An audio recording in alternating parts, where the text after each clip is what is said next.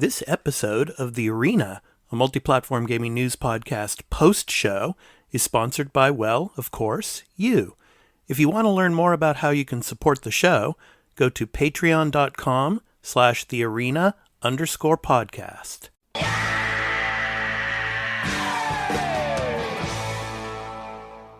Hey everyone, all you patrons and all you listeners, welcome to the episode 59 post-show. I'm your host, Expat, along with my co-host, Burly of BurlyMenGaming. Burly, how you doing, man? Hanging in there? Doing good. Yeah, I'm hanging in there. After all those games and all those February 2022 games we've been talking about, yeah, good stuff, man, good stuff. Yeah, our other co-host, Turn-Based Carl, he's off this week. He will be back with us next week. So, Burly, let's start the post show. Last week we talked about pre-orders for the Xbox mini fridge, and you were so much looking forward to getting and jumping in there and getting one right away. Yes. Well, what happened, Burly? Go ahead and tell the listeners what happened. Bots happened. Goddamn bots. No one, like very few people got them. They were all sold out in like a minute. Yeah, like 30 seconds, right? Yeah. Yeah. So, and it still pisses me off because these retailers, they act like, oh, we care. No, you don't. As long as your inventory sales, you do not give two shits. Because none of them do any of these protections for these bots. Yeah. It's like, come on. Yeah. And the problem is, for Canada, the only retailer we could go through was Target. Yeah, and that's what I heard. Yeah. So, yeah. So yeah, it's this is I want to read this. It's from GeekWire and from Thomas Wild. So he writes here that this is less of a testament to the Xbox's brand popularity, however, than to the currently rabid state of the secondary market for collectibles. While Microsoft hasn't publicly stated how many pre-orders would be available to the public, a significant number of them were grabbed by automatic resellers. Of course, like bots, as we were just talking about. One boasted on Twitter of using an e-commerce bot to scoop up over 160 pre-orders. So, yeah, I'm not going to read that tweet, but anyway, it goes on. Shit. Yeah, it says, at the time of this article, over 150 listings for the Xbox mini fridge are already up on the U.S. eBay site, offering prices between $150 and $1,000 to any buyer who'd like to take over the pre-order. An American customer who'd simply been able to buy their own would have only paid $99.99 before tax. The UK version of eBay is similarly flooded with fridge pre-orders at a comparable markup. I mean, this is freaking ridiculous, Burly. Oh, I agree. And the problem is, like, some of this stuff is against eBay's terms of service, but eBay doesn't give two shit because they get their cut, and as long as they get that, they don't care. Yeah. But when will these retailers, do you think they're going to get it? Like, I'm curious to see when Microsoft's just going to come out and say, we'll sell ourselves. Yeah. Fuck these retailers. That's what they should do, I think, Yeah, like, I still can't believe for Canadians, we had to go to Target.com and we would have paid to get it imported and paid the enormous shipping fees to get it over here in Canada. Yeah. Like, I know Canada is nowhere big as the US, but if you're toting this thing as big as it is, Microsoft does have a good footing here in Canada. You could have put the thing in. Microsoft was lazy. Yep. Yeah. So the official mini fridge is made to look like an Xbox Series X. That would be interesting, Burly, if they made like a mini fridge in the style or, like the Series S. Well, many people think that they're going to make a mini fridge. Yeah. Yeah. No, many people have joked and be like, is the Series S going to be a speaker? Yeah. Yeah. Yeah. So complete with a mock-up cooling vent on top and a glowing LED diode that mimics the Series X's power button. Comes with a USB port on front, so you can use the fridge to charge compatible devices, such as an Xbox Elite controller. Ooh. So all of you with Elite controllers, that's a plus. The fridge measures 18 inches by 9 inches by 9 inches. So for those of you in America, you'll understand that. Everywhere else in the world where we use the metric system, 462 millimeters by 232 millimeters by 232 millimeters. So with, of course, 352.3 millimeter by 174 millimeter by 175 millimeter interior compartment. So for you Americans, that's 13.8 inch by 6.8 inch by 6.8 inch interior. So, yeah. Good luck getting one. That's all I can say. Microsoft, you guys can send us one. Yeah. We're looking forward to getting ours, hopefully, by Christmas time. So, all right, next up. Burly. Well, I'm interested to see when the next round will come. Yeah. God of War. I'd say probably Thanksgiving time. Watch. Around Thanksgiving. Late November. Yeah. Yeah. All right, God of War. The American Thanksgiving, you need to press that because Canadians is gone past.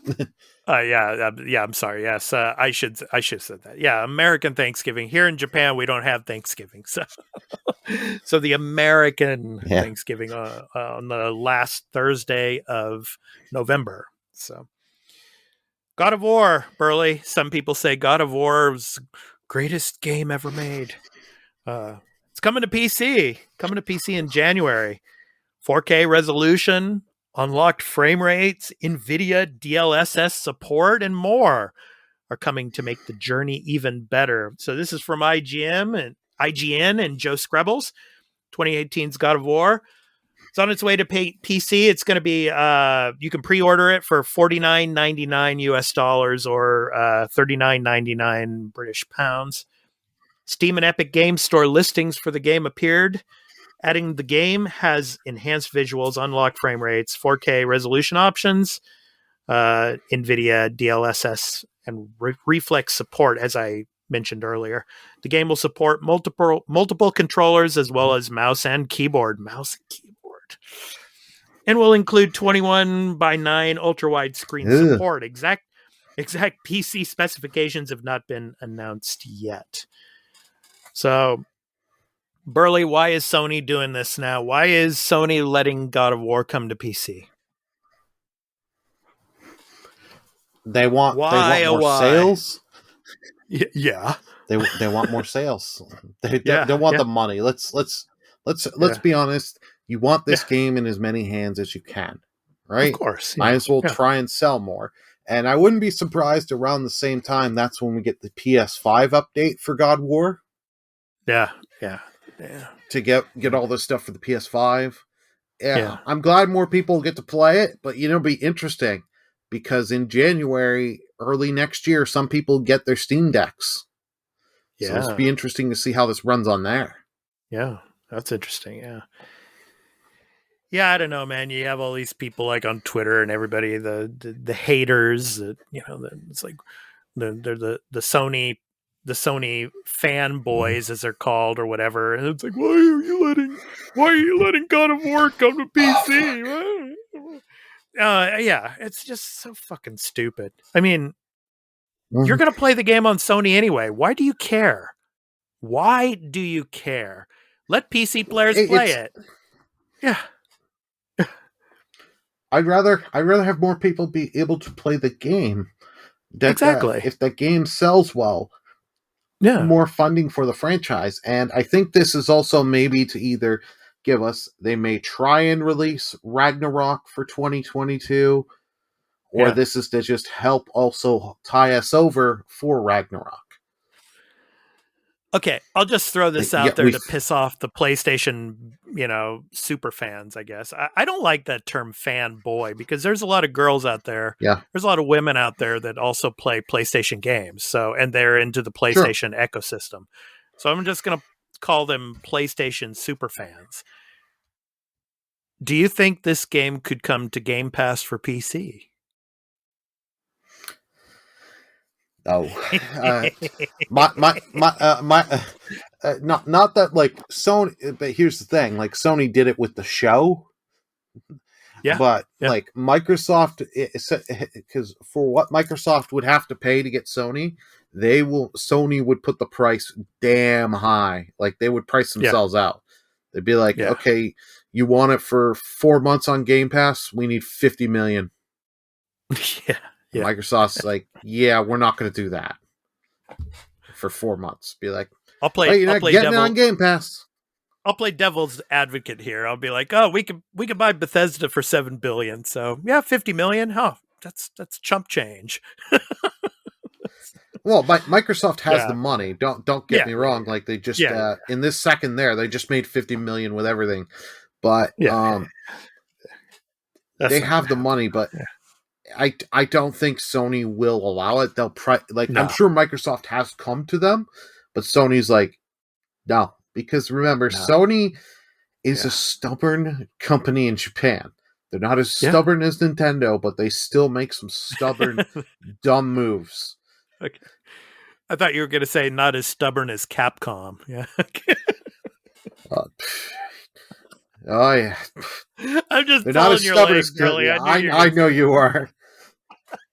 And they're a Japanese company too. Yes, Japanese listeners, we love you, but still, there's some business practices over there. Yeah, they're stubborn in their ways, man. But So, well, speaking of January, speaking of next year, well, 2 big games from, of course, CD Projekt Red that are going to be coming next year. But we're supposed to come late this year. They're being delayed. So The Witcher 3 and Cyberpunk 2077 current gen upgrades are delayed until 2022. So this is from Polygon and Austin Goslin over there. So I'm going to read a little bit of this for you.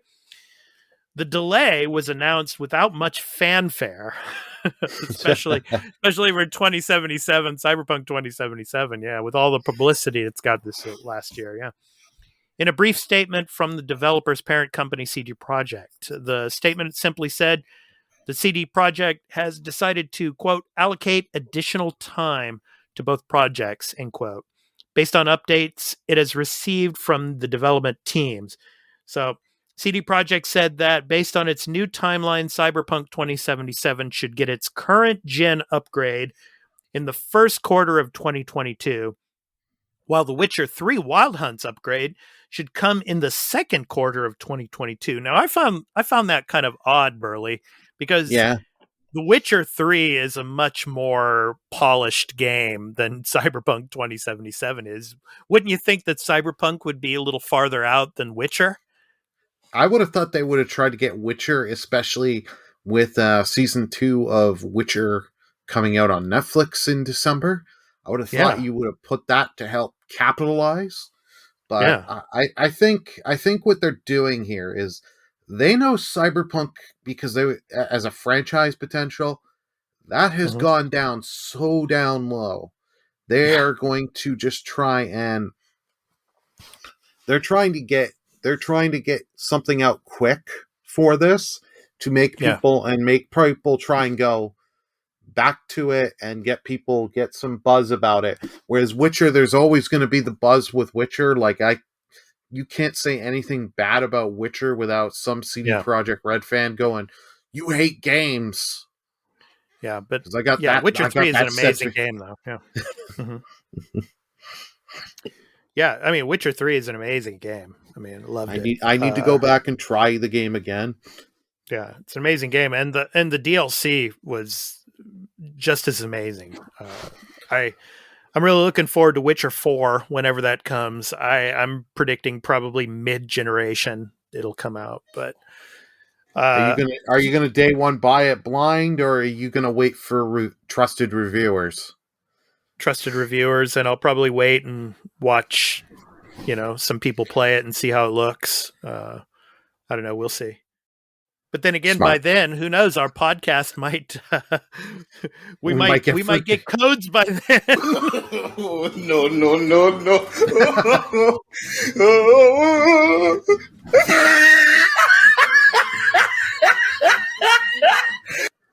You never know. You never know. Project Red buys our podcast.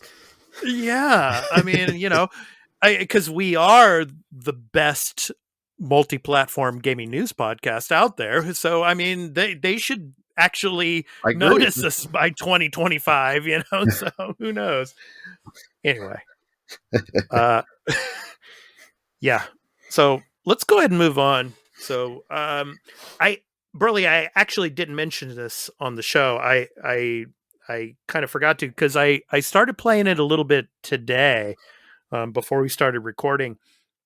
The Assassin's Creed Discovery Tour for Assassin's Creed Valhalla has released, and it's really good so far. Of course, I played. I'm probably the biggest Assassin's Creed player here. I've played the Discovery Tours for both Origins and for Odyssey. And so now this one has just dropped. You can explore 9th century Scandinavia in free expansion. But what's interesting about this, from what I've played of it so far, is it's a little different than the first two, like Origins and Odyssey, in the sense that in Origins and Odyssey, it's basically just a walking sim history lesson. And like we were talking about in last week's episode, the topic of the show, should video games be put in the classroom? This is a perfect example of something that could really, really work in the classroom, in a history class. But what is different, let me go back to what is different in the Valhalla Discovery Tour, is right when you start it up, you're not just doing a walking sim. They actually give you stories to play through. There's no combat, though. There's no like fighting or anything like that, but there's stories you can actually play through. Like the very first mission, I guess I'll say mission, but it's kind of like a quest, is you play as a merchant, and as you go through this, these quests as the merchant, you go to particular points, and then you see the historical aspects of what a merchant did back in, like, the 9th century Norway. And you see like what type of textiles they used. You see the types of fashion, a little bit about their culture and of the laws and of their traditions and things like that. So you're actually playing through a mission as well as getting the Discovery Tour as well. Okay. So that's pretty interesting. What's that? Neat. I was like, oh, let's see. Yeah. So I highly recommend this. It basically goes through Norway and England, 9th century Norway and England. So, there's several different quests and several different characters. And like the second character that you play as is a priest from 9th century England. So you get to see the history and culture and religion and everything. And it also talks about how they develop the game too. So this Discovery Tour also kind of gives you little points of interest of how Ubisoft worked alongside historians to develop the game. And I thought that was really interesting when I started it up today. So Assassin's Creed Discovery Tour for Assassin's Creed Valhalla is out now. So, yeah, I highly recommend it. Have you played any of the Discovery Tours, Burly, in Assassin's Creed? I have not, because those came to games when I was away from the franchise. I may have to re-put Valhalla on my PS5 and try this out. Okay. Yeah.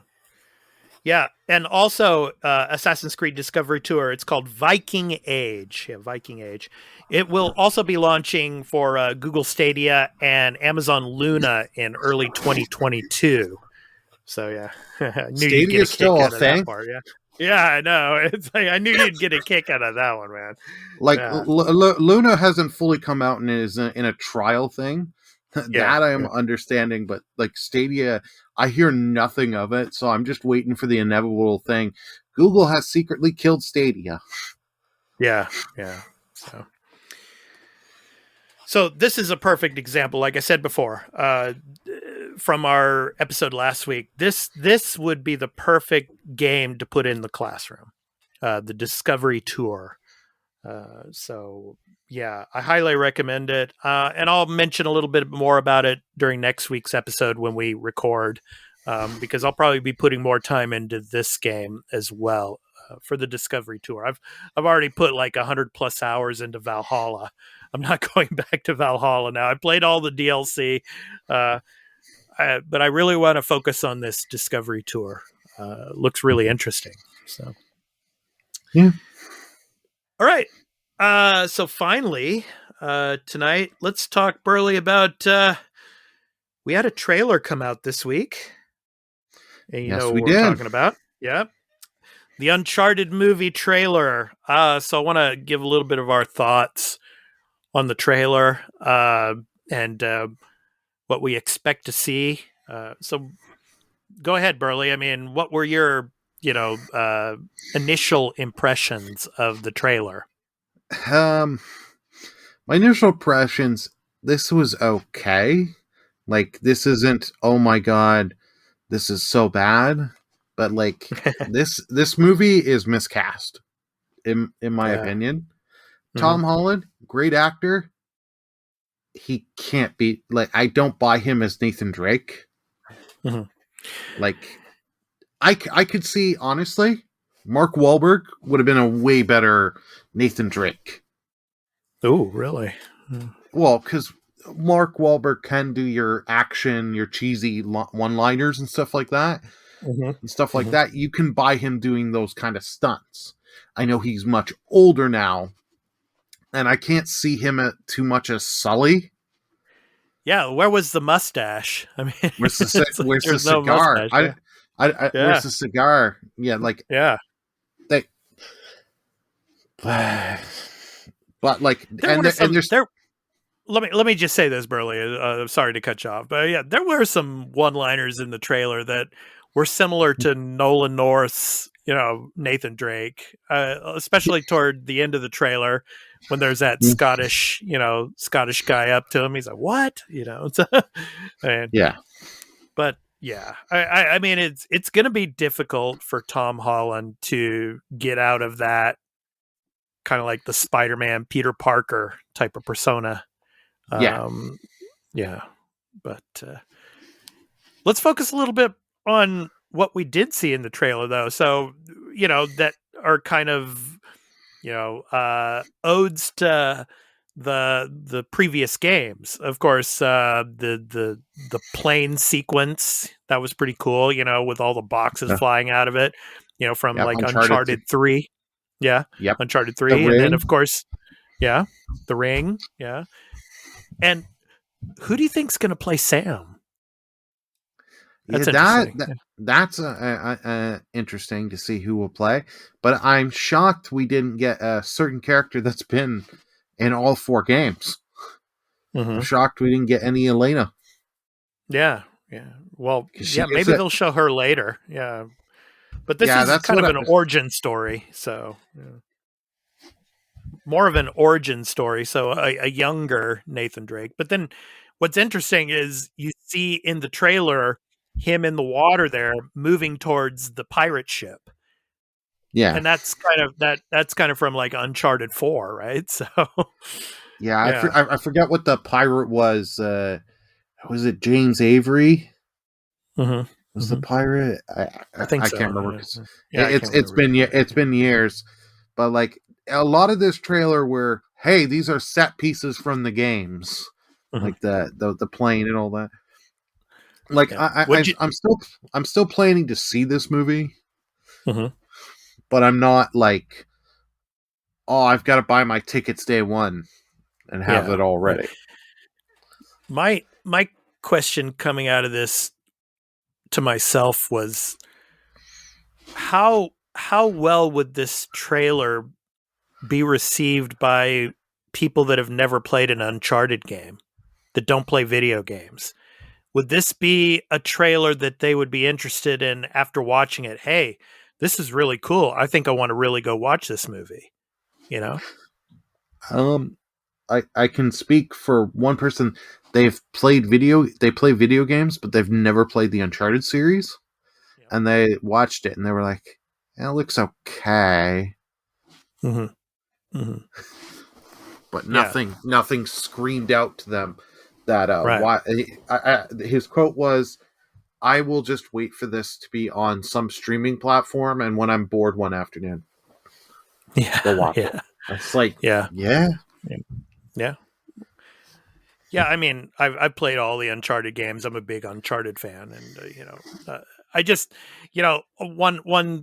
one little pet peeve I had was that I wasn't so much into was the music in the trailer as well. I wasn't the music didn't really catch with me. Yeah, but that's trailer music. That's trailer music. Yeah. So, yeah. But, I mean, we'll see. I'm sure we're probably going to get some more trailers as we get closer to release.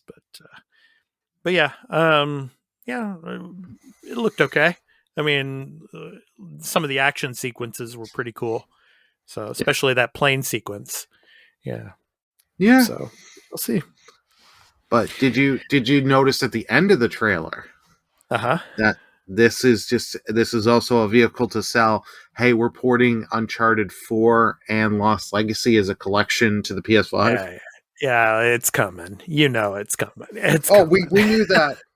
But it's like, why not just make one bit, like, because you're going to get that, and then a little bit beforehand, now we're going to port 1 through 3 as its separate collection. Right.